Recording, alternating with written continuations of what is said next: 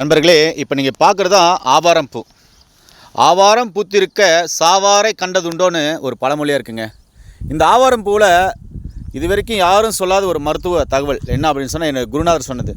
இந்த ஆவாரம் பூ இருக்கு இல்லையா, இது பார்த்தீங்கன்னாக்க ஆவாரம் பூவா, இந்த பூவை வந்து பார்த்தீங்கன்னாக்கா ஒரு கைப்பிடி பிடுங்கிக்கணும். இது பிடுங்கிக்கிட்டு இது எடுத்துக்கணும். ஒரு கைப்பிடி எடுத்து ஒரு பாத்திரத்தில் போட்டு ஒரு 1/4 லிட்டர் தண்ணி ஊற்றி 100 ml சுண்ட வைக்கணும்.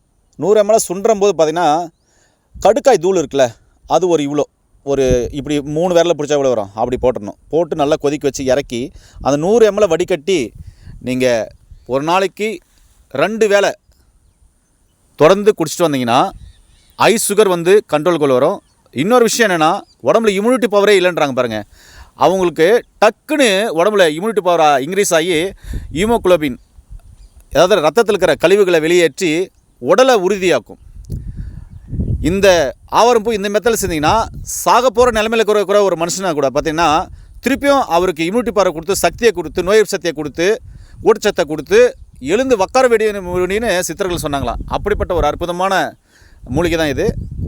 அதாவது உடம்புல பிரச்சனை இருக்கிறவங்க ஒரு நாளைக்கு 2 முறை குடிக்கலாம். பிரச்சனையே இல்லை அப்படின்றவங்க வாரத்துக்கு 1 முறை இது மாதிரி நீங்கள் ட்ரை பண்ணிங்கன்னா போதும், ஆரோக்கியமாக இருக்கலாங்க. நன்றி.